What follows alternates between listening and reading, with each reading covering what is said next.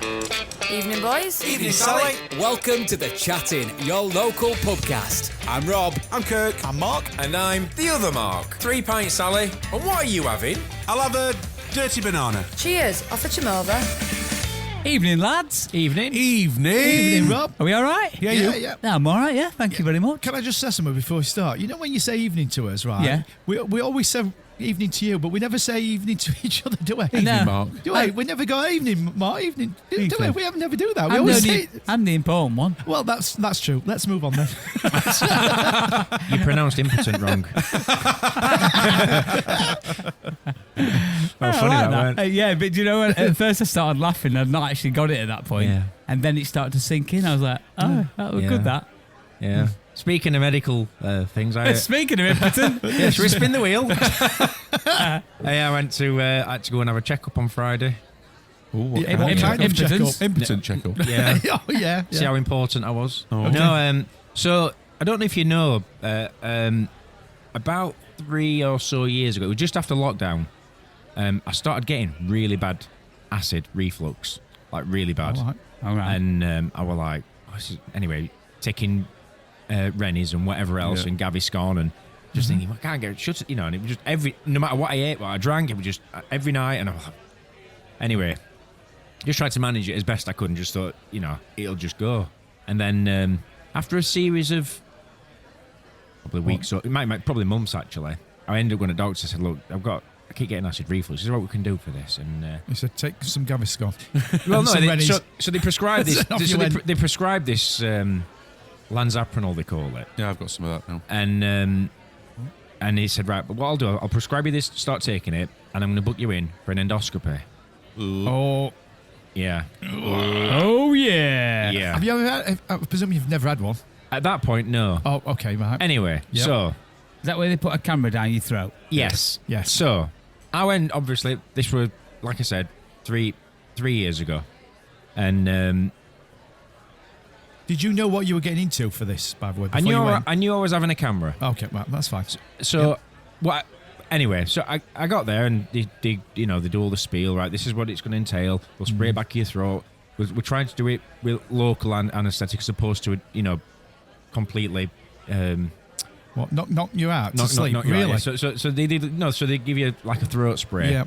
And you go through, you have to fill all the form in. This can happen. There can be some bleeding and everything else. And I'm like, well, okay, it is what it is. And sure, what we'll ask you to do is lay on this bed, on your side in the fetal position. Bring your knees up, put your chest down towards your chest, your chin down towards your chest, and Yeah. we'll Can I just ask you a question? yeah. Did you tell them at any point what you're like? I did say I've got a pretty bad gag reflex, and they went, oh, it's all right. Most people have.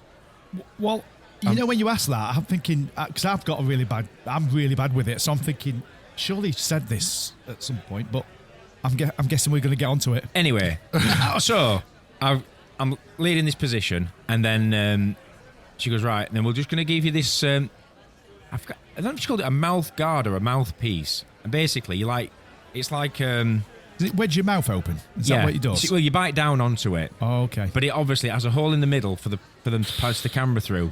I mean, already I'm gagging, and they've not even put camera in. So first and foremost, so they spray it back of your throat with this stuff, and then about 10 or 15 minutes, you just sort of sat waiting, it's taking effect. And say, now don't panic. You will feel like your airways might be closing up or your throat swelling up or whatever, but don't panic. It's your brain thinking there's something, but Because it's going numb. Nothing's physically changed. But don't panic. That's like putting someone on a suspended bridge that's scared of heights and going, don't panic. And don't jump. You see, when they said don't panic, to me that's going, right, I need to panic. Yeah. Yeah. I know that sounds weird because There's they a say reason. don't panic, but it panics me more. Yeah. It's a bit like when people say calm down. There's got to be a reason why they're saying don't panic. Yeah, it just makes it. I get anxiety about it. Anyway, continue, Mark. Sorry. I can't remember what I was saying. Anyway, moving on. Should we spin the wheel? So, anyway, obviously the feeling takes hold. God. The throat starts feeling like it's closing up. And so I'm in this position, and they give you this thing to bite down onto. So I bites down onto it, and she goes, right, now we're going to pass the camera into your mouth, and then there'll be certain times where we'll ask you to swallow and then take deep breaths at certain stages when it's entering different parts of your esophagus, stomach, and all the rest of it. If I were you, I'd be saying, Shut up! Don't tell me anything. You're telling me too much information. At this point, I think I'd be really interested to know where it is, and I'd want to see the footage and everything. I'd be really interested to see how this story develops. We'll get there, I think, eventually. Yeah. And at this point, I'd not taken notice of the camera. I'm just like, right, okay. And I'm expecting, so people might be some sort of, well, I suppose most people come into contact now with an Ethernet cable. Like a cable that, that for connecting your router to your internet and all that stuff. Yeah. I were expecting something that sort of diameter. And it weren't. It were a lot thicker than that. And and obviously I've got my mouthpiece and I'm like a spade handle or something. Just deep breaths. And then literally, anyway, long story short, they go down through your esophagus, down your throat, into your esophagus, down your stomach, and then they come back out. And then what they'd noticed when they'd done that, on the way back up, they'd noticed that I'd got some scarring on the inside of my esophagus. So they said, what we'll do is, whilst we're here now, we're going to, if it's all right with you, there's like a little claw on the camera that they can operate. It's incredibly clever. They can take a piece and do a biopsy. Yep, no problem. Anyway, they took it out. This it was literally just a scratch. That's all it felt like. Can I just ask you something as well? Yeah. They're saying all this to you, and that you're going, no problem. Can you talk with this camera down you or something? It's just a case of nodding and just. Oh, right, because I thought you were having a full-on conversation with him. No. Like, But anyway, on the way, like a dentist. On the way in, you can imagine you're obviously you're obviously gagging because you've swallowing something that you've not, and there's still the remnants of it sticking out your face, and then as it's going in, you've got like air trying to come back out, so you're burping, and it's like, but you can't stop it, and you can't close your mouth to like. You would naturally sort of compress it or condense, and so you're like, and it's just, anyway. So they did the biopsy, and it turned out I had something called, they call it Barrett's syndrome. Barrett's, yeah. As in the shoe shop? Yeah. Okay. Is that still a thing? Well, it is a shoe shop. Yeah, next to clogs. That's it. The home builders now. So what they'd found as they were doing the biopsy, they'd said that I've got a hernia on the inside on my stomach, which is what was causing the problem. So that answered the question as to where it all started. And I think what had happened is during lockdown, I did my drive, and the pave. Okay. Have I gone off a bit of a tangent here? No, I'm just wondering where the story's going to go. But okay. Anyway, these paving slabs that I used for it are commercial grade, really thick, heavier. They weigh 35 kilos each. You were eating them, were you? Yeah.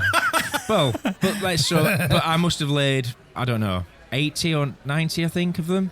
Obviously it's quite a lot of weight. Where were you laying all the? You've got 80 of these slabs on your drive.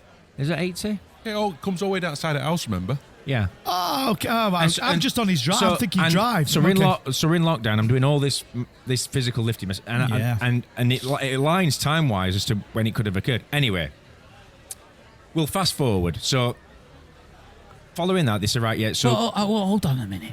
How have we got that you've got a hernia in your throat? No, he didn't say that. He said a hernia in his stomach. Yeah. Right. Now, all right, in your stomach. If you'd have said I got a hernia, like where you lift from, like because it's muscular hernia, isn't it? No. You can tense your stomach when you're lifting and bending. Imagine how much thing lifting them slabs from the floor and then laying them on the floor. Yeah, but this is in his stomach, inside his stomach. I thought a hernia was on the was muscular, where muscles get trapped or something gets trapped. No. So a hernia is where your stomach lining tears. And then it's your stomach that protrudes. Right, okay. So anyway, I've had an hernia and I've had the operation, but I didn't think it was that. So typically, and you're right. Typically, you would see them maybe on the surface of your belly or down in your groin, and it becomes and eventually you have them operated on, and one thing in another. Anyway, so we'll fast forward. So following that appointment, they said, right, you've got Barrett's now.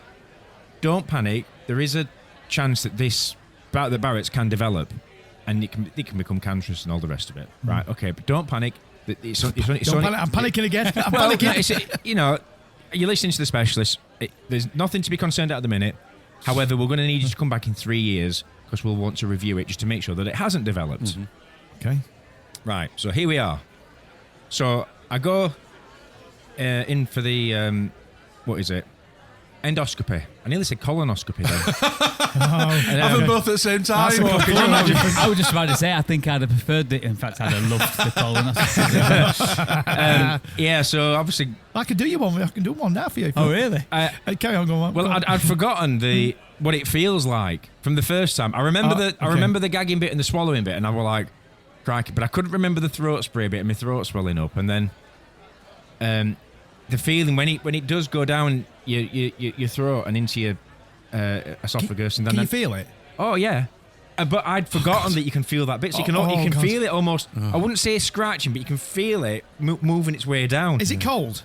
Is it hot? It's not. It's. I would say it's temperate. There's no hot or cold feeling. But you can feel it. You can feel that there's a foreign thing going. And you. Anyway, so. How long does it last, by the way? I've got so many questions. It's only about 5 minutes. Okay. So anyway, and I'm expecting it because I said to the woman before who does the form before you go in for it, because you're like, you mean signing your life away just in case it goes wrong? Exactly. Yep.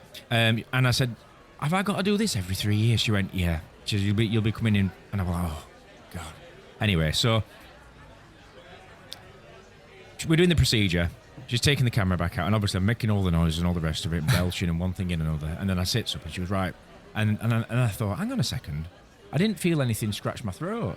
And she went, right, you'll be pleased to know that she calls it an island. The island of Barrett's that you've got is only 5 millimeters. It's not developed since last time. There's nothing to worry about unless you get any symptoms and one thing in another. And then she said, you'll never have to have another endoscopy. And I was like, yes, get in. And then she said, ever, unless you start developing new symptoms. I was going to say, you're cured. I'm going to have to take. I don't take lanzapranol anymore. I take pantoprazole because lanzapranol stopped working. But she said, you will have to take that for life. Fine. I'm quite happy taking. I would rather swallow a tablet every day than swallowing that camera once every 3 years, because that is dreadful. Anybody that, it's just dreadful. And she said, I'll tell you what I will tell you though. The reason why, and obviously I was told some of this the time before. She said, the reason why you've got this, and obviously you've got a hernia in your stomach, and so some of your stomach is in your chest. What? Yeah. What? I know. Is that medically? Well, obviously you must. Yeah. She said a small part of your stomach's in your chest. Wow. Does that mean you can eat more food or drink more beer? It just means you get more acid. But anyway, God. She said if it gets worse, you can have it operated on. But as it stands, as long as I can manage it, I'll be. So I was like a weight lifted that I didn't know I had. Yeah. You're not thinking about it consciously, but when you know that the appointment comes up and you go, oh crikey, what if there is something? And you don't overly thinking about it, but you do think about it, and then the thinking of, you've got to do. You're dreading it, and then I'm going to go back in another year or 3 years, and another forever, and then to be told that none. Isn't it mad though? All the things they found just from looking down your throat. Yeah. All the things that they learn, and that you learn about yourself from that. When they found a fiver that I ate when I was 4. I bet. Paperclip. Yeah. I mean, along with a 20 deck of fags.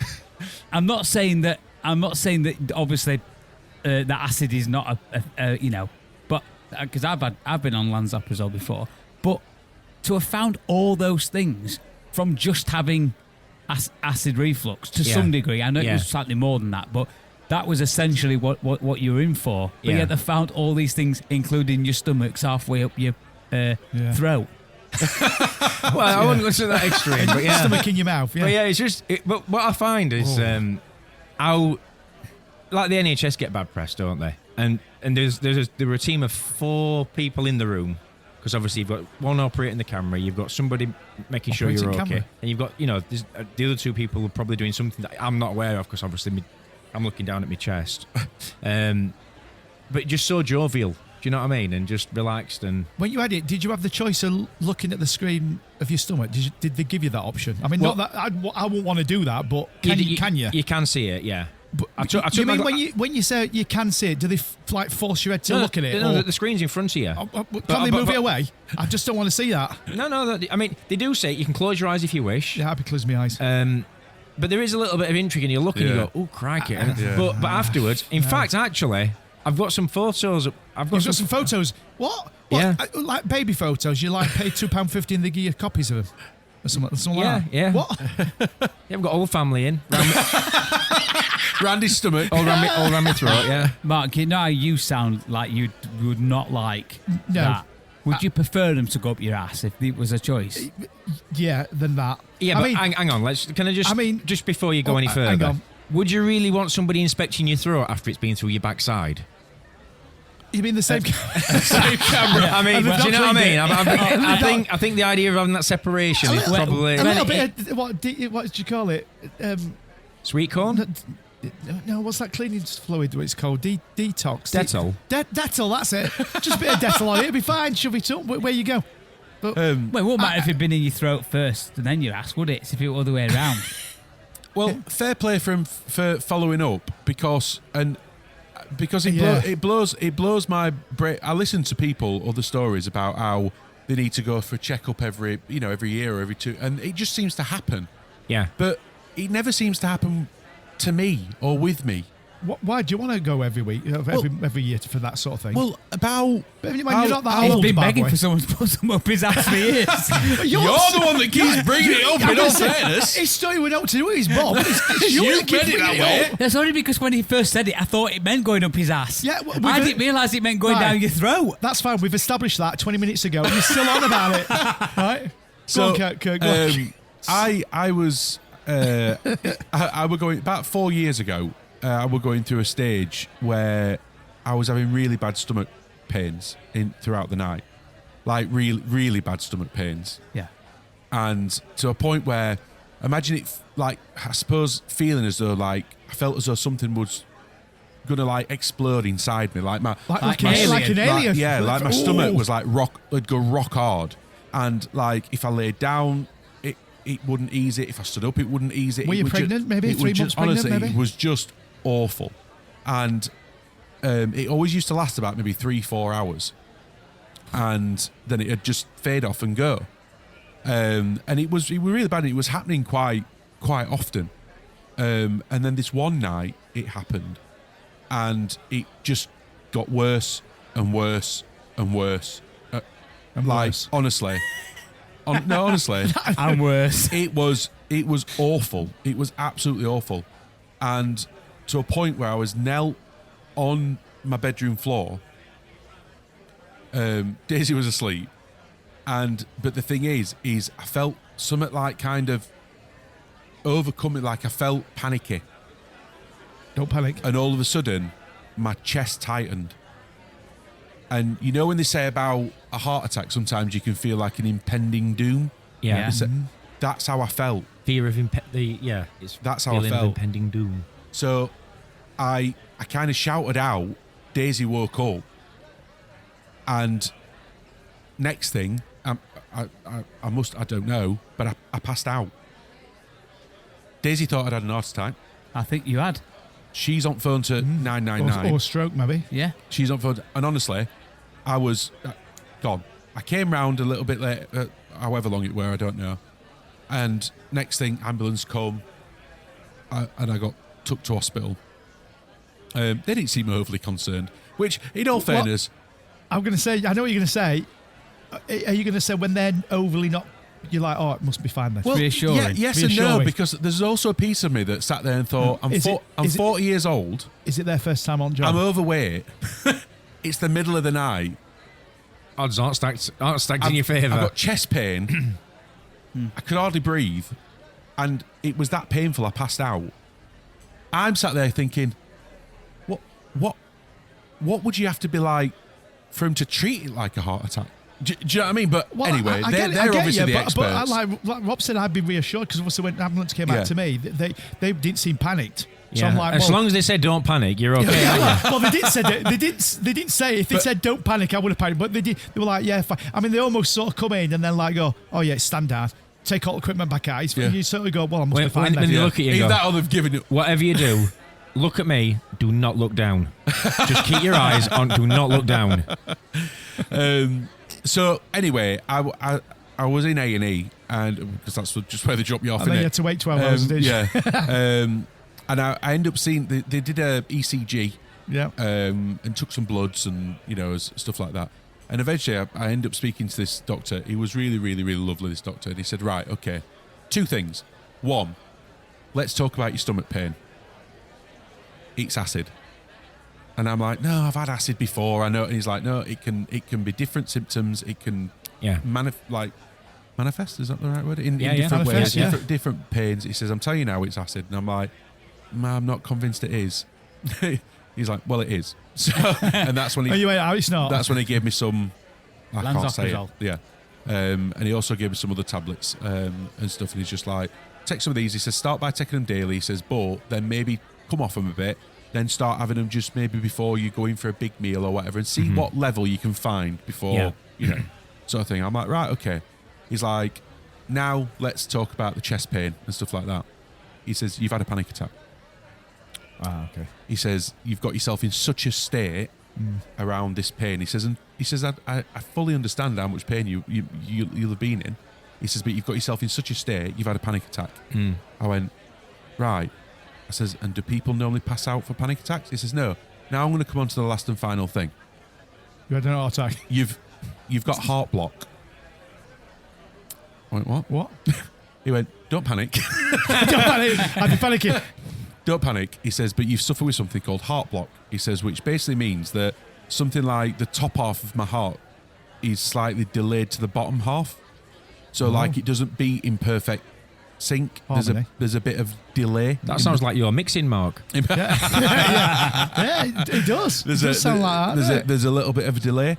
He says, so basically what's happened is you've had this pain. It's put your body into a state of like high energy. He says, then you've got yourself worked up. You've had a panic attack.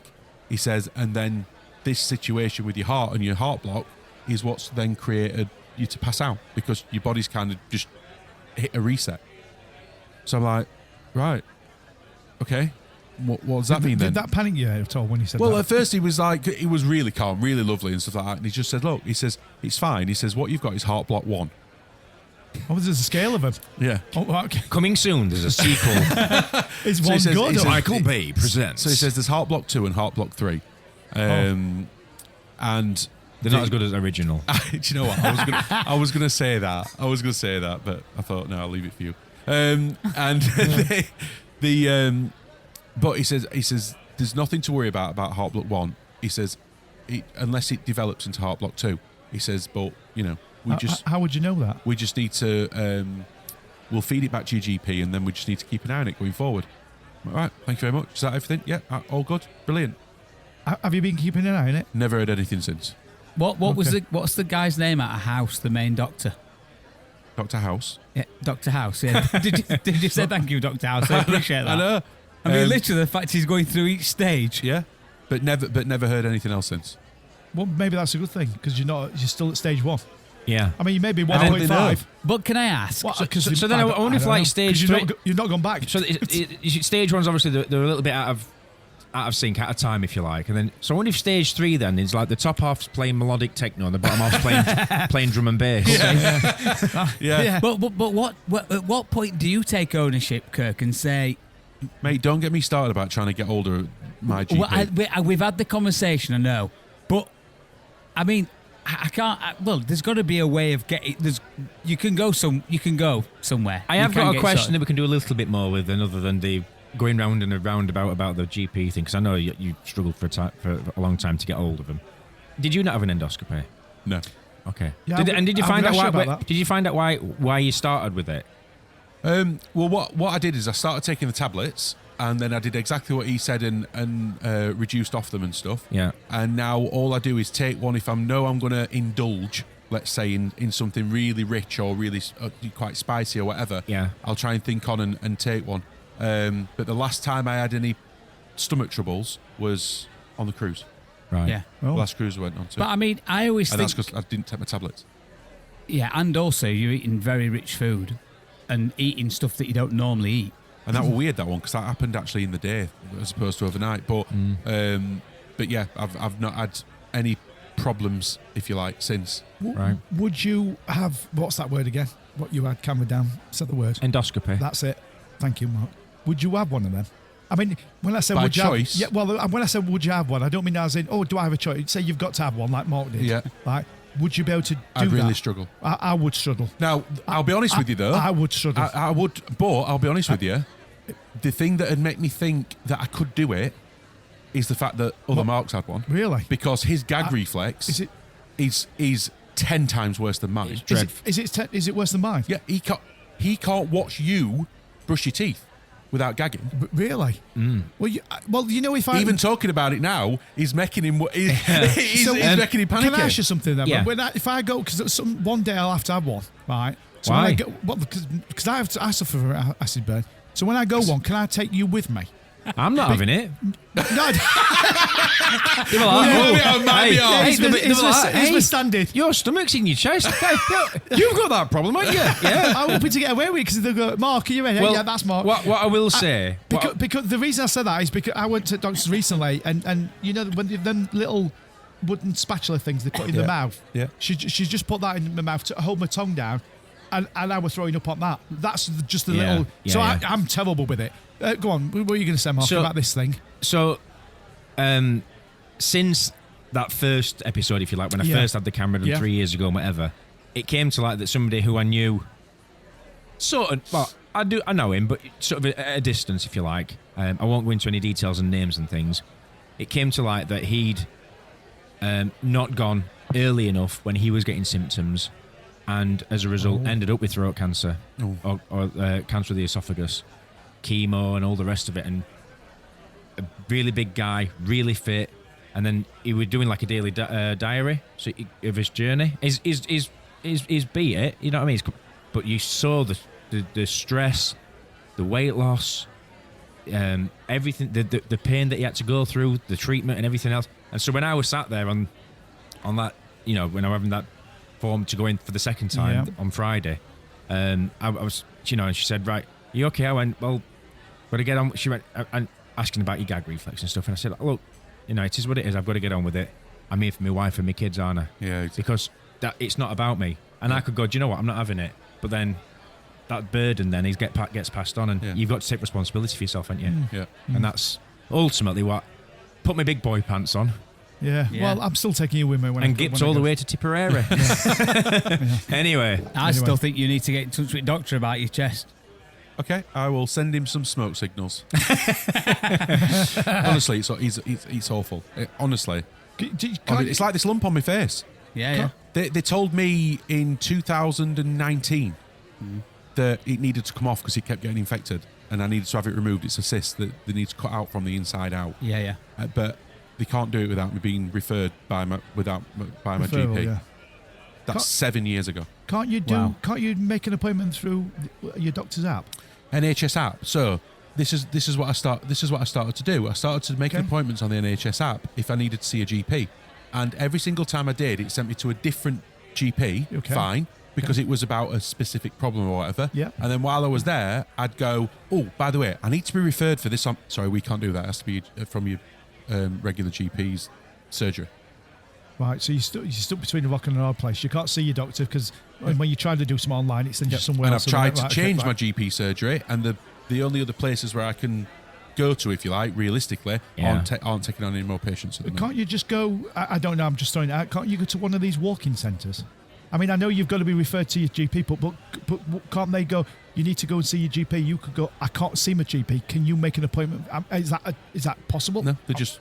Because I've tried it in A&E. I've tried saying that I can't get into it. Anyway, we're running circles again with that. Yeah. I had a bonkers dream the other night. Oh, A bonkers dream? A bonkers dream. Yeah. They've been a while, haven't Bonkers. they? But yeah, they're back. They're back in a proper style. This one, right? So we'd gone to look at a motorhome. Wait, us? Me and Ellen. Oh, we'd gone to look at this motorhome. Not me, I'm not even in your dream and then. Okay. we got there and we're like, where is it? Oh, it'll be here in a minute. And I don't know what the guy had been for driving it or whatever, who were fetching it round for me to look at. Anyway, he pulled up. Oh. Are you at home? No, we'd gone to see it. You're on like a large farm, sort of semi-industrial, but like a farm sort of environment. Okay. Yeah. So we went to look at it, and it was just short of 8 meters long. So we're like, right, okay, it's fairly big, this. So we got onto it, got in front, walked down to the back of the motorhome, turned left, went down a corridor. What? Yeah, went down a corridor, And then as we're walking down, we're like, oh, cracky, it's quite spacious, this, isn't it? And then as we're walking down the corridor, on the left, there was a room with some settees and that in it, some chairs. Did you buy it? We were sat in it and thinking, Sounds boggy. it's all right, this. And guys said, look, it has had a bit of an issue with damp in one section. I'll show you in a bit. And I said, no problem. And we were sat in it thinking, hey, it's quite spacious. So we got out of this room where with settees and chairs were, turned left, carried on down the corridor, turned left again, come down another corridor. And we were like, right, let's have a look at this. And then there's let's have a look at this damp. And we're over this window, and I thought, well, it's not a massive problem. That I know a couple of handy people who could help. You know, we could solve this. And we opened this door. Then there's like a centre, like a massive, like this sort of space. Like atrium. Yeah, exactly, like an atrium sort of. Okay. Yeah, quite a large middle set. And I'm like, wow, there's loads of room in this. And I'm thinking, it might be a little bit too big for us, this. And then anyway, we got off it. And it was still only just short of 8 meters long. No, it only width like a TARDIS. Honestly. And then there were a war. A war? And we had to wait for it to finish so we could drive it off. What? A war in the field? They were like the end of where the farm was. They were like a boundary line, a territory, and there was a war taking place on the outside of that, and we couldn't get out until that finished. What, a modern war? No war? Have they got muskets? Or they got tanks? Or biscuits? Muskets, not biscuits, muskets. Yeah. Now you know what I think it means. Wow. Buy one. I think it means. I think it because how you've explained it and walking round the motorhome. Yeah. Turning left and going down the Dr. corridor. Kirk. Turning left, going down another corridor. Turning left, going down another corridor. A lot of lefts. Bet you never turned right. I didn't. No, because you're going round in circles. Ooh. You think that's what he means? I think you're battling with yourself. Ooh. And going round in circles regarding the motorhome. Just buy one, will you? I mean, it's but a as good big theory. as that. Listen, I mean that. Listen, if that would have if like taking what I saw on the inside into like real life and into a real life environment, you'd have been talking probably 20, 30 tons worth of. Do you know what I mean? I'm not saying you have massive. to buy that one. It were like walking around.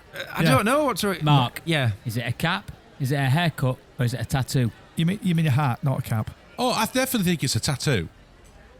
I definitely think financially, Yeah, it's a wise, tattoo. it's a tattoo. Yeah. Probably not a tattoo to you. Nah, it is. I definitely think it's a tattoo, but I also know that Mark's been talking about this for a long time. Yeah. But both Mark and Helen, it's Yeah. not as if. Correct me if I'm wrong here, but it's not as if one wants it and the other one doesn't, and they're trying to persuade each other one way or the other. They both want this. They've already led up, if you like, done the stages, got the stripes regarding the caravans and stuff like that. It's something that's been on the list for so long that although it is a tattoo, I think for an outsider looking in, I think there's no more deliberating, as in like they're definitely going to have Just one. waiting for the stars to So align just- almost. Yeah. And that's the thing. And I think if it's a case of you're sat there now in the mindset that you're in now going, well, no, we've decided we're having one, and we've decided we're having one sooner rather than later. We're now just waiting for the right one. Then great, happy days.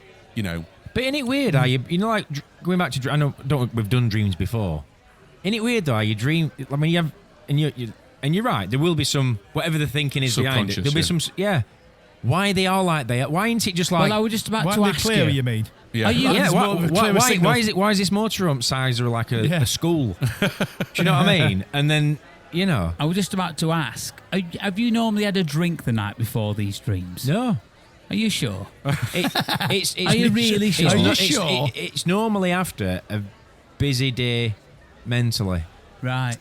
and apparently, going back to the CBT thing that I'm still doing, it's a way of your brain filing stuff. Your conscious brain's going, right, we're going to park this, we're going to put that there, that's what it's for, and it's your brain filing everything. Defrag. And putting stuff right. That you don't need that. That's going up.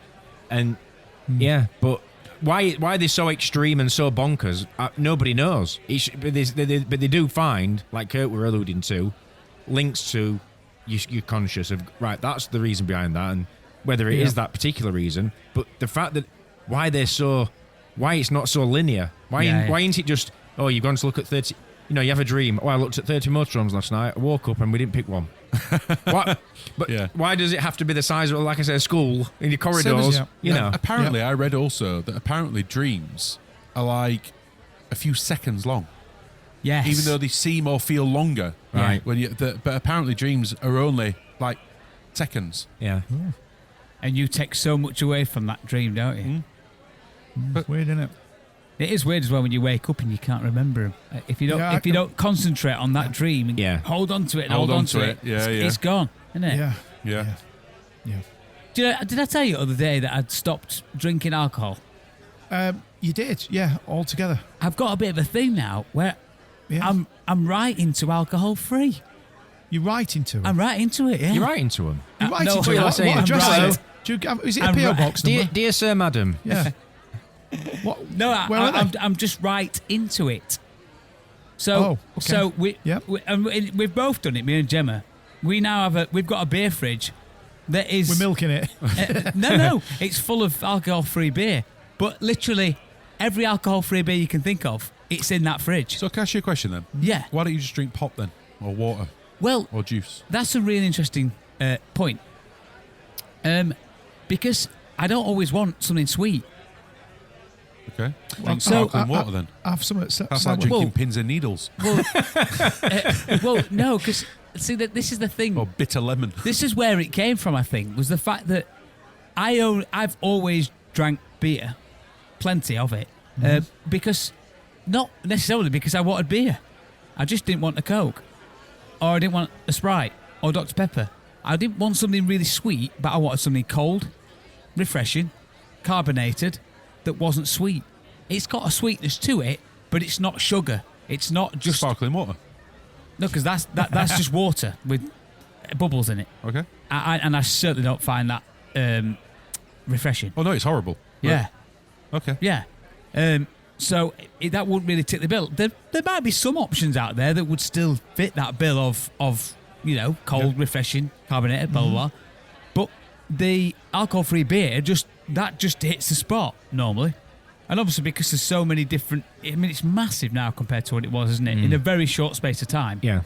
It feels like we've gone from, one Heineken, let's say, zero, to now you've got almost every single beer manufacturer all making a zero version, all low alcohol, which seems to be a bit of a misconception when you go to most bars, because you'll say, have you got any alcohol-free beers? And they'll say a name, and you go, well, I'll have one of them, and they put it outside, and it's 0.5, and you go, that's not alcohol-free, that's low alcohol. But, yeah, and by the way, I've got no problem with low alcohol as well, but when because I'm not drinking because I don't want to drink anymore, like I've gone teetotal. I'm just not bothered for drinking alcohol as much. All right. What's the reason? You don't like being? Do you want drunk. the honest truth? No, not really. No, mix them up like you normally do. Well, no, but Of course we do. I think Hello? because the I went honest, to Mars last week. well, one answer I'd just go, well, it's not really good for you or whatever. But the reality is, I think I mentioned it a while back that I Well, I bought wouldn't have been able to remember, but I bought please, a book, right, from an alcoholic. You bought a book from an From alcoholic. an person. alcoholic. All right, let me reword that. Hang on a minute. Yeah, that And sounds I like. didn't know you have got you got any any, have you got any alcoholic spare friends. change? An You bought it from Mark. an ex-alcoholic Not Mark, then. wrote, shut up, an ex-alcoholic wrote a book, right, about his alcohol addiction and how he came and got over it, right. I was in a cafe, I can't remember where I was, this book was in the cafe to buy, and I thought, do you know what, if that's supporting this guy, I'm going to buy that book, and I bet it's quite interesting to read. Started reading it, and within about the first 4 pages, it talks about alcohol being poison. And that there's yeah. no if, buts, or maybes. Yeah, it is. It is poison. No, and how the difference between drugs and alcohol, and if I can't remember how it worded it, but basically, if you abolished everything, and then came back, no knowledge of anything, and they said this is the effects of alcohol, Absolutely. and this is the effect of drugs. Which Yep. one would you choose? Absolutely. You would choose drugs every day over alcohol, Yep. right? Would you really? I can't explain it now because I don't know. I'd just be doing a complete rob and making everything up. But I will find it and I'll bring it up one day. But yeah, and anyway, this poison bit that it talked about, I've not been able to get it out of my head. You've lost me on the drug bit. So you're saying that you could have something that's dispensed in a drink that Yeah. you would drink as you would normally drink, anything else that you would normally drink, Yeah, or something that you would inject that you would not normally inject. Yeah. Or you'd put something up your nose that you wouldn't normally. Do you know? It's doing something that's different to what's naturally already occurring. It's not the effect of that. It's what alcohol does to you, And what it's got in it. and what it's got in it versus the drugs that you take and what that's predominantly got in it, and the lesser of the two evils, as it seems, and also the effect of what it has on you. I'll find it out and I'll bring it in. I'd rather and have I'll a do pint than a syringe full of heroin. it. Yeah, well, I don't know where you're going with it. You would rather have the drugs over the. I'll bring that back up again. Yeah. Right. Well, I think that I hear what you're saying, but I think that's more a social thing. It's how we've been conditioned as humans. So we've I know we've talked about this before. Like we've been conditioned as humans to go alcohol's. We know it's not good for us, but it's okay because it makes us feel good and it's social. But drugs is a bad thing. But I think what Rob's saying, which is I think technically correct, is that out of the two evils, if you like, alcohol's probably the worst for us than what drugs can be. But it's just that drugs is not natural for us to do as a society, and that is frowned upon. No, but you wouldn't be able to sit here. Let's say you've not had a drink for a week. You wouldn't be able to say, well, I had some heroin last week just as a one-off. I think. Do you know what I mean? I think you've got to be careful. You've got to be careful about what level you pitch it against, because what we've done here instantly is take alcohol and drugs and instantly match drugs with heroin. Yeah. Which is probably the most extreme you can go to. Okay. Whereas if you were to match alcohol With cannabis. Right. do you get what I mean? Or I mean, even Coke, they say, is not as dangerous as alcohol to your body. So I think that's the level. I would say that if we're going to talk about the differences, but then you're coming back to the whatever you've got to do to ingest that is not a natural way of ingesting something. Yeah. No, it's do you know not, what I mean? Yeah, it's not the ways you take it or the way. It's nothing to do with that. It's more when you understand the differences of what each drug, what alcohol does to you and what the drug will do to you, long term and short term. You'd more often than not pick the drug over the wood alcohol. But I'll find out the thing that it was and I'll bring it. Yeah, I need to see that for myself because that's definitely coming across like a Rob. Yeah. Rob thing. That's what I was scared of sounding like. So this guy's doing another book in another few years, saying, "Right, I'm off drugs now." Yeah, I will come back to that though. But anyway, so to answer your question, it was this poison thing, and the more I thought about it, the more I was like thinking, do you know what? I just don't want to be putting that in my body, or certainly nowhere near as much as I was. I'm not bothered about getting a bit lightheaded every now and again, or none of that. I'm just thinking, if that is just poison, then I don't really want to be putting that in my body. So that's where it stemmed from. And then we go to a pub, and I'd have a glass of Coke, and I'd enjoy it, and then I'd go, I'll have another one, because I want something else. But I don't really want Coke, but they've not really got what else, so I'll have another one. It gets boring. And then and then I'm thinking, right, now I'm bored, I'll have a coffee. and as I have a coffee, everyone else is still drinking. And I could have had a beer, because it wouldn't have bothered me to have a beer, but I just didn't want to at that time. Anyway, then I started to try the alcohol-free drinks. And I was like, do you know what? This is actually hitting something that I'm actually craving. Like, this is perfect for what I wanted. I wanted something that wasn't sweet, it wasn't that, but it's just, the problem is as well, after a while, you start getting a bit bored of the same one. But now there's so many, from Guinness Zero to your Heinekens to your IPAs. I could go through the whole list of things. The Guinness is probably really good. It's really good. It is very good. It's really good. Yeah. It is. And obviously, it does. It's not alcohol. As soon as you taste it, it's not alcohol. It's not trying to trick your brain to think it is. But the point that I want to get to is more so, how do you think it's perceived? Drinking alcohol free. First off, how do you think it's perceived in terms of, when you see someone in a pub drinking alcohol free, do you just assume that they're driving, or do you still think that's I think it's a fair assumption. You do. I've when I've been driving, and I'll have a Guinness Zero because it's alcohol free. And so there is that assumption that you'd think, well, they're obviously either working or they're driving or whatever. There's got to be a reason. Yeah. A reason why they're doing it. Yeah. Particularly when you sort of look at, because the incentive really start and stops. Well, I suppose unless you've really thought about it to that extent, because it's not, you know, there's no financial incentive to drink zero alcohol. In some cases, it's more expensive than drinking. Well, I'm going to ask you about the price thing. Is it, it's often a little bit more expensive, but the reason lot? for not a lot. No, you might be talking 40 pence a bottle. However, the process to make alcohol free is extra steps. They make alcohol and then they take it out. So they're doing more work to get to that product. Can't they make it without alcohol? Or they can't do that? As far as I'm aware, the knowledge that I've got at this point, they make alcohol and then they remove it out. So, but yeah. I'd be interested. I mean, I can't imagine why they would make something and take it. I didn't realise that. I thought they were just reproducing something without doing that bit. Yeah, I mean, now you started to make me question it, but I've always believed it was that way, and that was where the difference in price came from. Yeah, but no, I mean, I think it makes perfect financial sense, and I don't know what happens long term, because if I was a brewery and the government keeps saying, "Oh, we're going to put some more excise duties on the beer that you're producing," and then you're like, "Oh, here we go.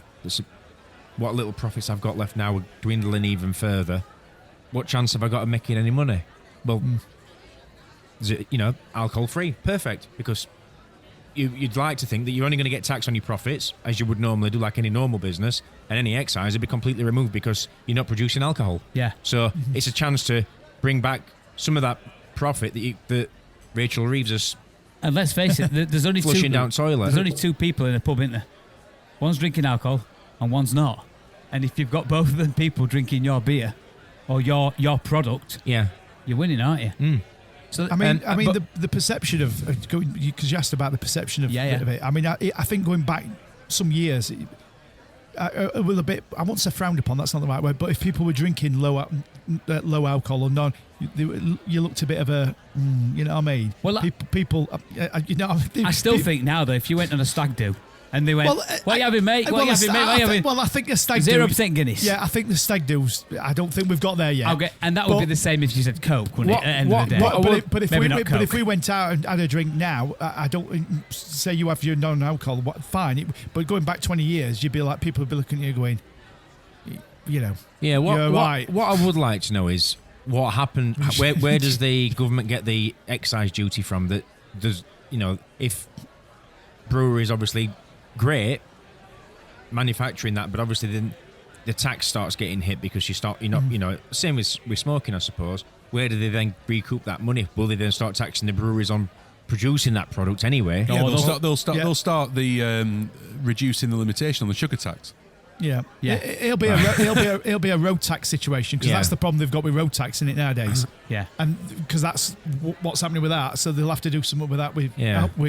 They'll always find a way of getting the money. They'll always. I know they will. I mean, look what they did with obviously smoking, and then obviously, I always used to say before, as a smoker before, I felt as though it was quite a bad idea to do what they were doing regarding from a financial point of view. Yeah. Billions of pounds of duty. Yeah. Per year. Well, that's why it was so slow. But then look at what they've done. They've gradually phased them out, but at the same time allowed vapes and stuff to be phased in, and all they're doing is just swapping one tax for another. And then people will sit there and go, well, why are they not controlling vapes and this? Well, because they're recouping the money that they're losing on the cigs. Yeah. So here's the other question for you then. So, given that it's alcohol free, there's no alcohol in it. Yeah. Nothing, zero. Yeah. We've got the gist of it, Rob, yeah. Is it okay to drink alcohol-free beer at work? So you're having a meeting. So hold on, I'll set the scene. You're having a meeting, right? Okay. And everyone's coming to the meeting, and you've got some refreshments. You've got some coffee, and you've got some tea, and you've got some Coke and some orange juice, and you've got some alcohol-free beers. So if you're if you're in a closed environment, so you're in an office setup, let's say, and let's say you're that sort of forward-thinking kind of company. I think it's got legs, because it's just a refreshment. Yeah. Remove the alcohol thing, because the alcohol thing doesn't exist. We're saying it's not got something. It hasn't got it. So that's it. That's by the by. Now, if you were, I don't know, an electrician like yourself, and you were doing some, let's call it house bashing. So, can you come and fix me light in the living room? Yeah, no problem. And you get your ladders out and you go, I'm just going to have a quick drink. And then you crack open a can of Budweiser. Yeah. Alcohol free. Yeah. You have a swig of it. Yeah. And she looks and goes, hang on a minute, you're boozing. Yeah. There's a perception thing. Mm-hmm. So That's I think where perception came from, I said a minute ago. yeah. So, well, I mean, it existed before you said it, believe it or not. Yeah. So I think in the right environment where somebody from the outside couldn't look and go, that looks unprofessional, then I don't think that would matter. Do you know what I mean? So in like I say, in a closed environment where, whether they were cans or even, I mean, you the fact that it's alcohol free is by the by. Do you know what I mean? You dispense it in whatever way, and there would be no reason why you could not have a fridge. I mean, what you could do is just pour the alcohol into a. I could do that with a can of Stella. Well, you could, but then they'd see some effects on that if you were drinking. No. We're talking. You're not taking your own. So basically, if people were rocking up with it, I would be against. I would be against. Saying, "Oh yeah, you can bring your alcohol free," because the message it sends out to other people in that environment is bring what you want, and we just got to make sure because then you've got to try and police it. Yeah. Whereas I don't. In that case, then I don't think that if you're saying from a company point of view, then I don't think that's ever going to happen, because even with no alcohol, there's still a little bit of alcohol in it. No. There's no alcohol in it. Yeah, but alcohol-free beer has anything up to 0.5% ABV. No, that's low alcohol. No, it isn't. No, it's not. There is still alcohol in no alcohol. No, there's not. No, Rob, there is. Listen to me, There is. please. Yeah. The licensee that's sat around the table. Yeah. Low alcohol is 1.2% ABV. No alcohol is anything up to 0.5% ABV. You're not going to get drunk on it, please. of course. But in that respect, I'm out, because the company I work for, if you were doing that at work, you'd get sacked because they've got a zero tolerance. I promise you, Rob, what I've just told you is true. Okay. Yeah. So that said, I didn't know that. I thought he'd literally no alcohol at all. I know that genuinely. Rob's been reading about it and he's still got it wrong. I'll tell you the reason why. Obviously, I know why Kirk would know. The reason I would know is because my brother, who was obviously not well with his condition, he wanted to drink. He said, "Well, can I drink non-alcohol beers?" Yeah. He went, "No, because it still has alcohol in it." Right. So see, I didn't know that. So still gonna check although in it's on his very, very tiny, it's check. very, very tiny from a doctor's point of view. Now listen, there's alcohol in it. I'm not bothered about doctors. What I want to know is, but that's technical. I'm just being technical. Legally, how can they write in big letters 0.0 alcohol on a can when it's got alcohol in it? I'm not saying that every single one has it. I never said that. What I'm saying is they can advertise alcohol free with anything up to 0.5% ABV. So they can advertise alcohol free and it can have 0.5% ABV and it still be non-alcohol. Again, though, how is that possible? Can I just put that is in a minute? That's like saying Here we go. In vegan food, this is vegan, but there's 0.3% of a cow in it, 0.3% of an egg in it. Well, no, because that make 0.6. Right, yeah, but that's I know what you mean. No, I know what you mean. Yeah, if it's not got something in it, it's not got it in. And to write 0.0 on a bottle, and that's the only ones I'm referring to, by the way, which they alcohol free, and it says on it 0.0. They're the only ones I'm referring to. I can't understand how they could write that if it's got 0.00001% in it. It's not 0.0. Lots of companies claim, they throw stuff out there and claim all various things. It's a bit like when they go unlimited broadband. No, it's not limited. There's always limitations to Listen, when companies particularly throw stuff out there like this zero. But there is it's not. What it does do, it does bring that. It does bring this conversation back to the beginning of what you were saying about there's alcohol in the beginning, then they take it out, because then if there wasn't alcohol in it, then there would be no alcohol in it. So I suppose it does lend itself to the fact that if they do start off with alcohol and taking it out, they leave it a little bit. Yeah, but I think that maybe has legs. I mean, who knows? I thought alcohol free was like you said.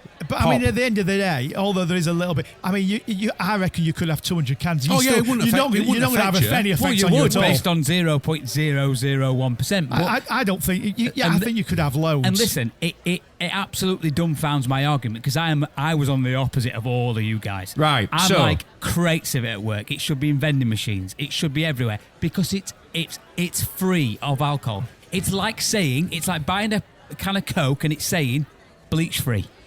Of course, it's I expect it to be right. It's free. Yeah. Vorderman in your statistics, just bring it in a bit, will you? Because it's getting a bit too number heavy and a bit too, guessing and thinking and whatever else. What's your favourite?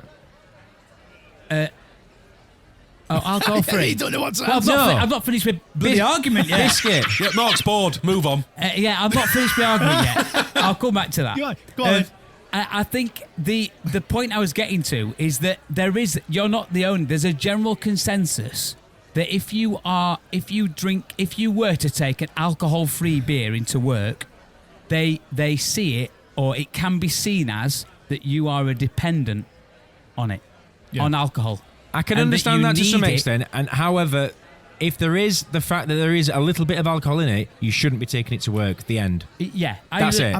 I understand that. I didn't realise there was any in it, which is why I'd said, bring it out at a meeting or whatever. But the problem is now we're in a rock and hard place where if there is a brand of alcohol that's got absolutely zero alcohol in it, you're now brandishing it as though no, there is some alcohol in it.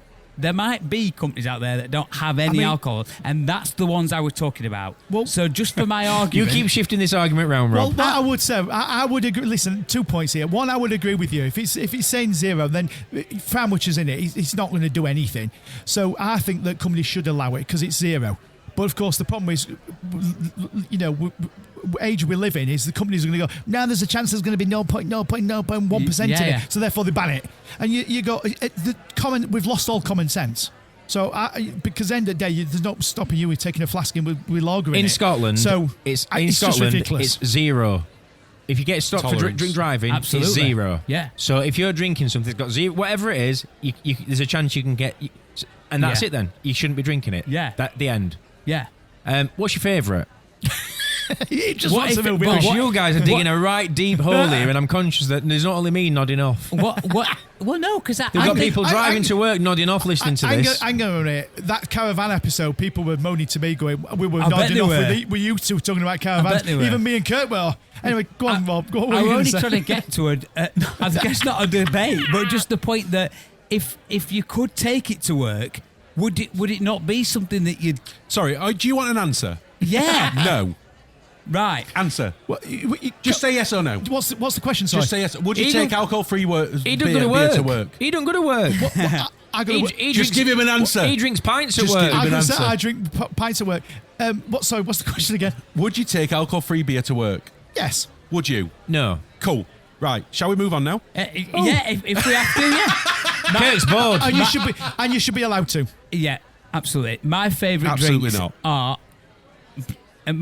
drinks are Guinness Zero at the minute, Corona Lager, and an IPA, quite possibly Elvis Juice Zero.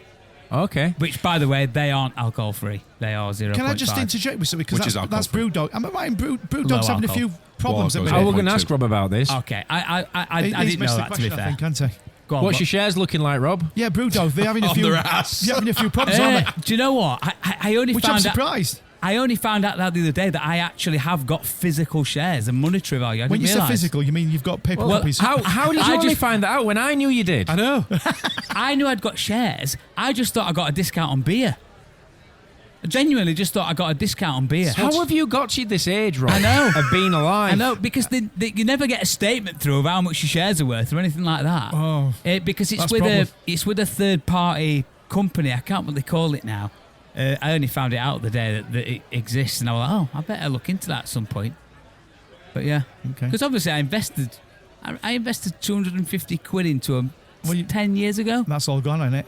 I mean, it'll have gone up, but it'll have also come back down again. Yeah, he should have sold one to I. Yeah. Although he's just announced today, and he's investing 10 million. Yeah, of his own money. To try to recover it. Who's this? one of the founders. I don't know his name. One of the Oh, has he founders. come back? Yeah, he's had to. Have you not seen any of this on the news? No, Hang on, seriously, you're no. the one who's got shares in this company. You should be. Yeah. They're on their really- ass. Yes. I knew they were struggling because they were Because closing. his discount had gone down. Yeah, because you're not buying any butter. You're know. buying all 0% Exactly. stuff. That's right. I knew they were because they were closing Brewdogs left, right, and centre. Yeah. And then It's a real shame. it is, but obviously the guy who founded it, Is who- the Waterloo one still open? yeah, most of the London ones are still open. Oh, It's that's just all smaller little cities that they've closed them down. But I can't remember his name now. It's Ben, is it? Ben? No. The original founder is with. There's two of them, weren't He they? goes out with her. What's her face? What's Singer. oh, yeah, what's her Can't face? remember her name either. No, Rihanna.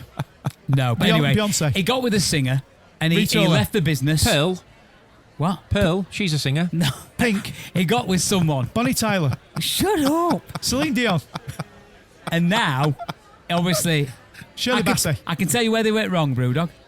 They stopped innovating. Well, They were the innovators of When you say stopped innovating, modern beer. I mean, they were bringing out loads of beers left, right, and centre. Surely they were doing too many, weren't they? no, if any, no, they Not were, enough? They were innovators of beer. And I they- can and tell they- you where I could tell you where I think they went wrong Yeah. by going into premises, Going Oh, into okay. premises. What do You you mean? mean going opening into pubs, you premises? mean? opening pubs and bars, and I think hotels. Yeah. Well, I've Really? Yeah, Absolutely. The thing is the margins on beer are so small, right? That the end of the day, what they had the ability of being able to sell the en masse to other people, but they kept their costs down, which means they then could invest the small amounts of profits that they had on marketing, advertising, innovation, whichever way you want to look at it. The thing is, as soon as you go into retail and Bricks and mortar. bricks type and of- mortar and stuff like that, it comes with a hell of a massive cost base. So whether that's staffing, whether it's buildings, leases, rents, whatever it is, and it's sapped up all of the profit margin, which then means that they haven't had enough profit margin to carry on with the level of marketing that they were doing before, or invest in innovation or whatever it is, and it's just gone. The money's gone. I think we're selling out to supermarkets. I think they did it because they'll just demand so little money for their products. It drives the beer prices down. I mean, you could buy the beer in Morrison's for nearly £1 cheaper than you could on their own online store, and it's like what? So I think it's something to do with that. Well, I've got some Brewdog cans in here if you want to. I've brought loads Have you got in. alcohol free? some. I brought some. Well, listen, I brought them in, but they've come from my brother. My brother's. I was just going to say, if Mark's giving anything away, he has not paid for it himself. No, I haven't. Or it's So- out of date. No, they're selling. No, they might be out of date. But so my brother Gary, he gave me these, right, saying, "Well, do you drink that?" I said, "Well, I don't, but I'll take them off your hands because hey, they're free." But I know people who will, although he's gone zero now. But I still drink beer, but just so you know, every now and again I will have a beer. You changed your tune. I mean, Well- I can get them out and show you what let's they have a are. look. What have we got? Pass them. I've got. Do you know, I've it got quite a looked few. so much better when it looked like that box So, was full. I've never heard of these. Yeasty Boys. Oh, that Yeah. sounds Let's have a look. appetizing. Yeasty Boys. Let's have a look. What's that one? What's that? I can't see what that is. These are not all Brewdog. You These. just keep them over there so we can't see Well, them. maybe I don't know. Maybe they're not. 6.8% American ABV. porter. What's that? I don't know. Are these Brewdog? They're not Brewdog, Oh, mate. okay. Is that one Brewdog? No, it's, No. tell you Oh, what okay. though, they're a good maker of beer. New Zealand. What, are these all one company? Are these not Brewdog? Are No, these all? these are not Are Brewdog. these all one company? I mean, most would argue, mate, these are probably better than Brewdog now. Oh, okay. Yeah. Oh, that's an IPA, a New England IPA. That's good. Are these, By the way, Nice. I've asked this question twice now. Is it just one company? These? No, What's this? I mean, I'm that looks literally like lemonade. sat 3 meters away Tipsy from you. Herman's. Don't worry, I ain't got This loads one's, of these. this one's called Tipsy Herman's. Swifty Session. You'd be more than bloody tipsy. It's 6%. So is this again? Is this one company? No, Or it's mate. different company? These are all different companies. people Are any on- of them Said Brewdog? What's different these? companies, the breweries. Right, we'll have to try one of these. Like I'll playing, tell you what your brother's been on Shindig. here. Your Right. brother's Oh. been on Beer What's 52. that? Right, okay. Pass me that dark nebula one there. This one. Yeah. Don't this look like Beer 52? I've only got about 3 more left. Here we go. What's this one? It does look like a beer 52. Yeah. Buffering. yeah. Is that's called buffering? Listen, I'll tell you what. Here we Next go. week, I'll enjoy your is beer. that looks like a Never Brewdog mind, one. next week No? I'm trying this one. Jump brewing. What is it? 12%. One last one. He hasn't even looked. And that one. Can I try it first? Because you've got a cold, haven't you? I have, yeah. They're all the beers, boys. Hang on a minute. You weren't So- drinking a minute ago. Well, I know, but he's opened so it good now. one. where's, was your, that? where's, your, where's your syringe? Dark Nebula Porter. Yeah, you're gonna tap up or whatever you say. What is that, by the way? Is it a lager, a stout? It's a porter. Porter. Porter. We'll try it. Porter cabin. That's all right, that. I mean, just for the record, like porter. I think alcohol should be banned full stop. Yeah, I think it should be illegal. Yeah, Well- I thought you'd say that. I'm sure there's a few people that would disagree with me. I bet you're fun at parties, aren't you? Well, look, I'll have a drink or whatever, but I don't. He's too busy outside I'll have a vaping. little I don't I'll have a need. little I don't taste. need a drink to have a good time. I don't need a drink to socialise. I don't need a And drink I to look have at a all good time. all the damage. I don't care what people want to do to the bodies. That's up to them. I'm more bothered about the impact that it has on Crikey Moses! on everybody else. No, honestly, I agree. Have you always had that? Have you always had that thought, Kirk? I think growing up in pubs and seeing the trouble and the havoc and the things that it does to people, alcohol literally can change people, literally well, you're change right. them, It change can. their behaviour, you know. And then obviously as I've got older and I've seen the trouble it causes, the crime that it causes, the public disturbances. Whether you're talking about domestic abuse, you're talking about street crime, fighting, gangs. I look at the issues that it causes for, like, when you look at videos of outside nightclubs and doormen and this and other, and all the time, after a drink, after a drink, after a drink, after a drink, after a drink, I went and spent a weekend in Amsterdam, where 80% of people that I saw were stoned off the face. Not a blot of bother. Not a blot. Not a single. Didn't see a single copper. So no issues. Sat there outside, everyone having a good time. Sat drinking coffee, eating space cakes or smoking spliffs or whatever they were doing. And I'm not saying that that's what I'd rather have. I'm not saying that because I don't think that that's a good thing either. But I see, for me, if a referendum came out tomorrow, I know it won't. And I also know that if it did, it wouldn't. It'd lose. Well, so absolutely. I got a question But for you. if somebody put a referendum out tomorrow and said, "Should we make alcohol illegal? Yes or no?" My answer would be yes. Do you think it'll ever be banned? I think over time, I think it'll become less.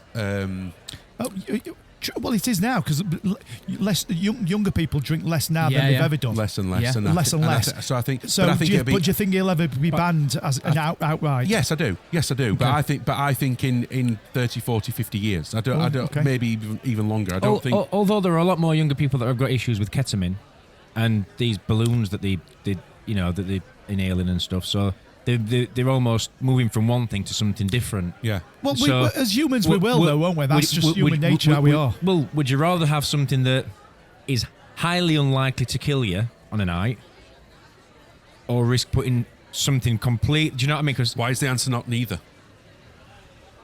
Why is it got to be one or the other? But what you're saying is, and I know you're not saying this. Humans will what I'm always saying find is something, though. Just because I think alcohol should be banned doesn't mean that I think kids should be doing ketamine. no, what I'm saying is if You mean this is if you're going to plump for one? Although I know Kirk's saying, well, why Yeah. plump for one? But you're saying if you've got to go one way or the other, go for alcohol. There was because of clearly that. desire for alcohol in the first place, which Yeah. is when people started making it. In the same way that people started growing drugs and doing whatever they did with, opium and whatever else. There was a reason for that to become into existence. Yeah. And so by removing one, you're not going to remove it for everything. So by removing the one that is, you could say, oh yeah, people fight on it. Well, yes, they might do. They do. But I know they do. Right. But they tend to be lined up with other substances as well. You've got no basis on that at all. And neither You've got have you. no basis to Okay, that. and neither have You've you. got no, so what? So you can say that I can't sit here factually and say that a lot of crime is committed by people that are drunk. I'm not saying that's not the case, but you can't. What you're saying is, yes, Yeah. they might be drunk, but they're probably drugged up as well.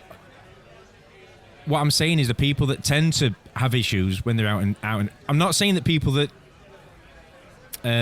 get drunk don't cause problems. However, the number of conversations, and bearing in mind, I move in a lot of social circles, unlike yourself, and when something kicks off, there's something else as well. It's not just the alcohol. Yeah, all right. I'd agree that it's not always just the alcohol, but there is no getting away from the fact that alcohol changes a state of mind. Of course it does. And can so does coffee. And can influence how people behave in public. Of course it does. Yeah. And can cause problems. Absolutely. So can driving.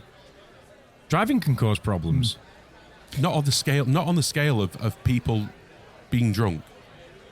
If you I'd be willing to bet that if you sat down and spoke to most police officers, they will tell you that they spend most of their time dealing with issues when people are drunk. I mean, I don't know. I've not spoke to every police officer, and I'm not. How many police officers do you know? So you're telling me that, bearing in mind that police officers historically were known for liking a good beer. Mm-hmm. They've got bars on their own premises, discounted drinks. Have they? They used to. Okay. Police stations used to have their own bars. Main Street did. Yeah, I used to be able to smoke at work.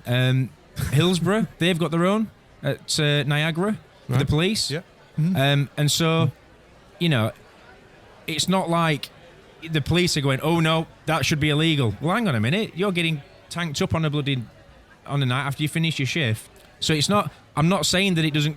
I'm not saying it doesn't cause problems. What I'm saying is the scale of and the ignorance that it just wants banning because it's just bad. It ain't just bad. It's a social additive, shall we say? Now you look at historically working class towns, industrial towns, cities around the country where people worked down the pit, they went steelworks, whatever the heavy industry was. In those council estates, industrial areas, there were pubs built they were part of the community. Mm-hmm. Yeah. Granted they smoked inside them, which is something completely different because then you get the secondary passing on to other people. Well, it is. Okay. The people that get throat cancer off the back of somebody else that smokes, and Okay. I might get my face slashed by somebody drunk throwing a glass in my face. True story. I think if you take out, I mean, hang on, I'm not finished. Sorry, I thought you finished. No, Sorry, just taking a breath. I'm sorry, Mark. That's all right. It created community, and pubs were communities. That's getting removed quite a lot. Which people are segregated, and people don't, socialise as they used to. Yeah, granted that there might be issues in towns and whatever else, people on a bender, but you do find that it's the extremes. It's always the extremes. It's not the majority. You're not, there'll be on a Friday night, I don't know, in a local town, there might be 1,000 people, let's say, going out for something to drink. And yeah, you might get somebody falling over and being a bit silly and whatever else, and there will be the extremes where people go too far. But drugs are far worse than alcohol, and I won't be told otherwise. Well, what I'm going to say, if you take out the generally the people with the alcohol, where there's issues with alcohol with police and stuff and that, I would, again, I have no facts on this, but if you take the alcohol away from those people, these people aren't then good law abiding citizens. A lot of them, they'll just latch themselves onto something else like drugs or this or gambling or something else, because generally a lot of these people that are involved with alcohol with police are going to be a common thing that's probably happening all the time. The police probably know them to some degree, or regulars. I was like, he's been drinking again, little Billy ears and so stuff let me like ask you a question of someone with, let's say, a few years behind them. Okay. Yeah. Can you sit there and tell me that you've never come across anybody in your life that is a different person or behaves differently when they're drunk to when they're sober? No, there are people that act differently when they're drunk. Of course there are, because alcohol affects them. Mm-hmm. But a lot of these people that are like that are not getting in trouble. So is there anything else? But they're not getting in trouble with the police. So is there anything else is there anything else that's legal in our country? And this is a genuine question, by the way, because I don't. If you sit there and give me an example of something, then great. I just can't think of anything in my head. Is there anything else in this country that by taking it, that you can buy legally in as much abundance as you would like, that can impair you as a person, change your mindset, and impair your, in some cases, physical ability to move. That's legal.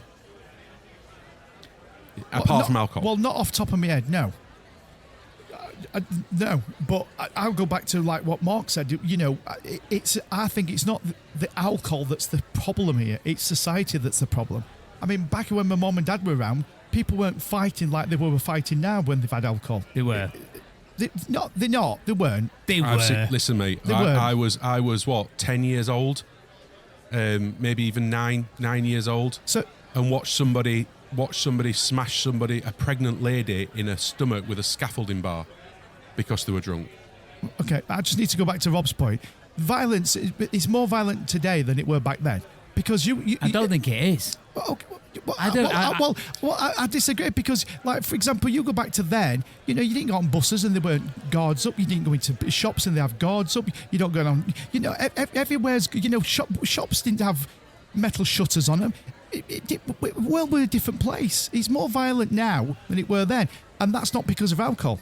It's just because of society's got. I mean, we were living in a more angrier world than we've ever done. I do agree with that. I completely agree that, yeah, that we are in a more violent does, world now. And of course, alcohol does play a part in it, and so I'm not completely disagreeing with Kirk, but I'm also not disagreeing with Mark as well. I just don't think alcohol's the sole problem of all the issues. Time at the bar, please. What it does, it removes people's inhibitions, doesn't it? It makes them a bit more confident, a bit more jovial. Mm-hmm. There are people that take it to the extreme, and things happen as a result. But I think on the whole, you know, it's something that should be enjoyed. People enjoy going out to a party or going out for a night out, whatever. Yeah. There is always someone out there, you know, up to no good, but that person's not Mr. Goody Two Shoes 9 to 5, is he? No. Do you know what I mean? And That's the point I was saying earlier. Yeah, he's not. Oh, right, do you know what? I've had a very nice week at work this week. I'm a librarian. I'm going to have 12 cans of Stella tonight. Then I'm going to go out and I'm going to smash up the local church. Do you know what I mean? That it's not that sort of. You know what I mean? It sort of embodies. It goes with other behaviours and. It goes hand in hand to some degree. Yeah, absolutely, and you know, there's a reason why, you know, pub toilets, any pub you go in around the country, there's always signs up about, you know, people found taking drugs. That's the problem. You know. I think we'd have to agree to disagree at this moment in time until I can come back with my evidence about the my thing I wanted to show you. Just so I can.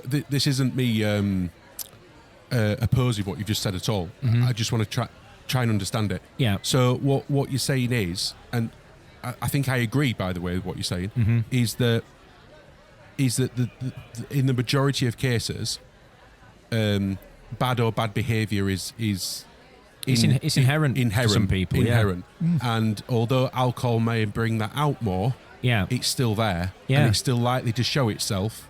Yeah. Yeah, but I mean, likelihood, I'm not so sure in terms of what level of likelihood. I don't, because, you know, no one's got a crystal ball. Mm-hmm. I'm not going to sit here and say that, you know, some people, you know, shouldn't really be drinking it because it turns, that they're a bad person and it just brings it out of them. I'm not saying that's not the case.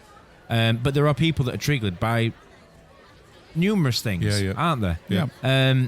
What I will say is, you know, I've been to places like Twickenham and there's been 80,000 people. 2 different countries, sat side by side, no segregation. Mm-hmm.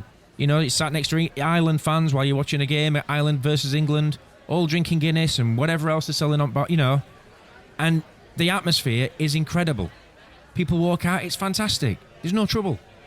You know, the pubs before, no trouble. Mm. You know, there's music going on, there's no trouble. It's fantastic. And the atmosphere is helped, and I will say helped to create, you know, people having a couple of pints. Yeah. You know, you flip that to football and it's a different kettle of fish. Yeah. But those people have got that in their mind before they've even put their Ticini jacket on and buttoned the shirt up to the top button. Do you know what I mean? I was just about to say to you, it's not alcohol we need to ban, it's football. Well, no. No, but what I'm saying, there are environments and circles where the behaviour's there, that's going along with it. That's not to blame. It's the people that are culturally doing something against, using things incorrectly, which is when I mentioned earlier about driving. I'm not saying driving is a bad thing, because it's not. However, there are people out there who have killed people because they're videoing themselves doing stupid speeds and whatever else, and they've killed other people. People can be irresponsible, regardless of what their, if you want to say, their vice. Whether it's a hobby that doesn't alter the thinking, but they do stupid stuff. People drink, they make the decision to go and have a few pints. How they behave after, they have to take responsibility for that. And also, venues have to take responsibility for that. If they see somebody wobbling in, they shouldn't be serving them. Yeah. Well, on your way, mate. Go and get your head down. You've had enough, and that should, So, I think banning it further extends the issue that we're getting now, and it's getting worse. That the next generation, and you're right. They're drinking less, and great. If people, from a health point of view, I'm not saying people should be drinking and having liver failure and all the rest of it, but going out and having a couple of pints on a Friday after work, and then going home or whatever, it's a social thing. You're talking to people that you perhaps wouldn't normally talk to. You meet people that might never have seen before. But we'll have got kids now that won't know any more than 2 or 3 other kids. That's it. They've got no social circle, and then they'll grow up, and that social environment won't exist. What will they do? They'll sit with their headsets on. Well, do you know what I mean? And so for me, I think we don't want to create too many pockets of societies. And as I mentioned earlier, going back to the industrial stuff with the pubs and council estates and one thing and another, they were the hubs. People knew each other. If there were a kid running down the street, they knew whose kid it was, and if there was a problem, they could sort it out between themselves. Now you walk down the streets and people don't talk. Oops, I'm playing guitar again. People don't talk to each other. People don't know the neighbours. People don't know the kids. And that sense of community is gone. And I think that is part of it. We're flattening them. We turn them into restaurants, or we flatten them and turn them into flats and whatever else. And then people move in that you don't know, you don't talk to. That's just gone. That interaction's gone. The community starts to die, and I mean, if we get rid of alcohol, I mean, what am I going to do? I mean, I do discos and it all involves alcohol. So what, they're going to be drinking 0 Guinness or something? I mean, well, I was just about to say, people aren't really going to meet up in a local place and go, "Oh, welcome to Drinkers Alcohol Free." Because I know, and we all know, and because we all DJ to some degree, we all know that a party don't really start until people's had a bit to drink and they'll start dancing. We get rid of alcohol. I'm gonna have my dance floors are empty already. Let alone if you take alcohol away, I have no chance. Listen, there is legs out there. There's room for alcohol-free nights where either people who are recovering from, turned to sobriety, that don't want to be in an environment where people are drinking, where you've got people who've no interest in it at all but want to go somewhere and feel safe. There's room for those nights in a almost I don't want to say a token sort of thing, but like a novelty sort of thing. Like an adult pop and Chris night? Almost. What I was going to compare it to was silent discos. Yeah. In the same way that silent discos can pop up and be great once or twice. Because you go, oh, that was good. Oh, that wasn't that different. But it was because it's different that it makes it entertaining. You wouldn't want to go and watch a band live or a DJ live in a nightclub but everyone have headphones on. It's great for that one thing where it's set up to be that, but if that was the norm, all the communication's gone, all the interaction's gone, and so that's where I'm coming from. And we wouldn't be sat in a pub talking, would we? There'd be no chatting, would they, Rob? And you can't press that button, can you, Rob? Speaking of pushing buttons, shall we spin the wheel? Yeah, let's. Here we go. Oh, it's spinning. What's it going to be? Oh, I'm just so excited. Come on. You're nearly there. The Wheel of Features. So nothing to go through from last week then, because it was Challenge the Chat. Oh, we tried to eat them crackers, didn't we? Yes. And I didn't come last. My mouth was really sore. That's why you've got ulcers. My mouth was really sore. That's where you've got your ulcers from. You reckon? Yeah, because obviously if it's cut a bit of your mouth, that's when sometimes you can get, because it's obviously aggravated it, and then your ulcers could All fall. I'm going to say, that's the price you pay to be able to win. Well, but so that's it. This is what I mean, though. But that means I am top of the leaderboard then, right? Well, we've only done one, but yes. Yeah. On top of the Yeah. leaderboard. Yes. Sorry, what's this? Hello. Hey. Just so you know, guys, Evening, he was Mark. sat there the whole time. He hasn't been anywhere. I ran away with the fairies. We're just talking about the points from last week's City Oh, Crackers. yes. And that Kirk's in charge. Yeah. Kirk's in the lead. No, he's In charge, Yeah, yeah. the- I'm in charge. He's not in charge. The next one's a 5-mile cross-country run. Run to the pub. Right, shall we spin the wheel? Yeah. Let's Yeah, spin it.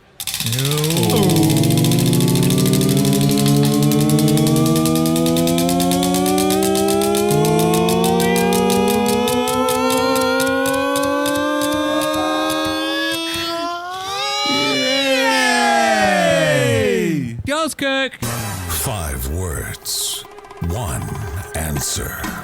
Ghostbusters, what do you want? can't handle the truth. I'll be back.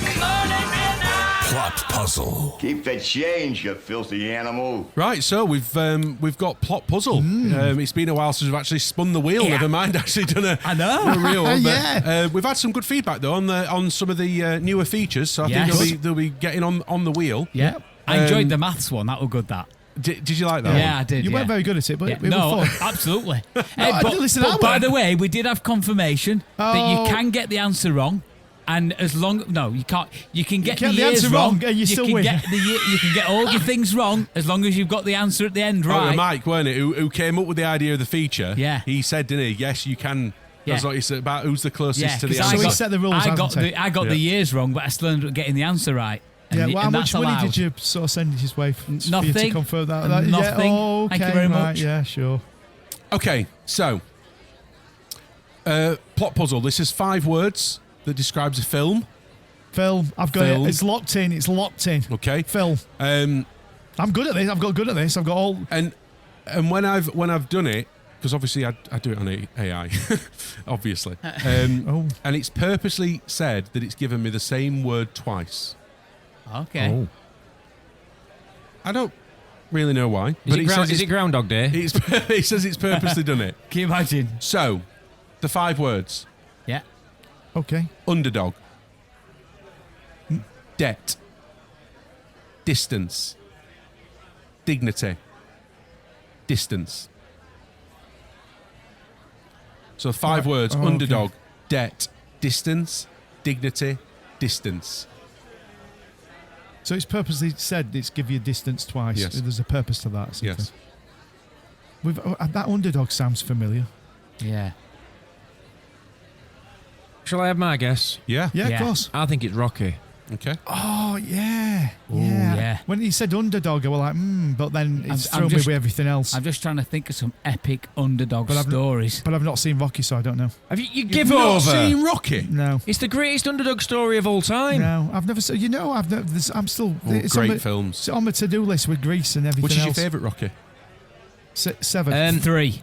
No, 4. It- One with Dolph Lundgren in. In this order, it has to be 1 because of it creates the backstory. But then, obviously, as with most people, 4. 4. Yeah. 7 but, for me. 7. yeah. 7 great. Although we're on 8 Isn't now. it? Oh, well. Oh seven- no, we're on 9. I don't know. They don't. So- They don't take the name of Rocky, but it's still the same franchise. Yeah. So anyway, what's your guess? I'm trying to think of some really big underdog stories. Yeah, I can't. Like Mighty Ducks. That were a Slum, good one. Slumdog Millionaire. I'll go for that. Oh, nice. Yeah. Oh, That'll yeah. do me. Good film. Yeah, well, it's right. It's, What's you that's why I thinking? said What's you thinking, Mark? it. Slumdog Millionaire. Yeah, but what's you thinking though? What was thinking? There's not much thinking going off in my head. It just came to my. There's Slumdog loads going Millionaire. off in my head. I can't think. Give over. There's nothing. There's tumbleweeds going through your I tiny can't little think. brain. It's rattling around. Underdog. I mean, I've not seen Slumdog Millionaire either, so I don't know. Why don't you ever think about it till next week, Rob? Yeah. Do you know what? I'm going to have to do that because otherwise we'll be You here do all that. night. You do Okay. that. It's been a pleasure, boys. See you next week. Always a pleasure, Yeah. boys. See you next week. See you next week. Bye-bye. Bye bye. Thank you for your continued support with our independent podcast. Did you know that you can interact with us and other listeners on Facebook, on the Chat in Tap Room Facebook group? You can also get in touch via email, innthechat@gmail.com, and of course on any of our socials. Thank you, and we'll see you next week.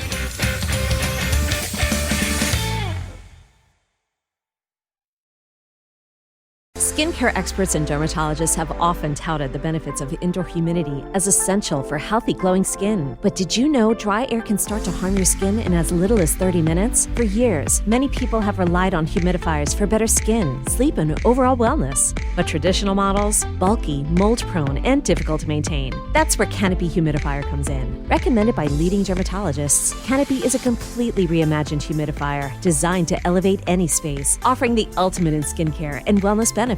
Canopy's clean moisture combats dryness, dullness, and fine lines while strengthening the skin's barrier and boosting the effectiveness of topical skincare products. With its sleek design, Canopy is the cleanest and easiest humidifier on the market. With its unique technology, cleaning is as easy as popping it in the dishwasher. Go to getcanopy.co to save $25 on your Canopy humidifier purchase today with Canopy's filter subscription. Even better, use code PODCAST at checkout to save an additional 10% off your Canopy purchase. Your skin will thank you.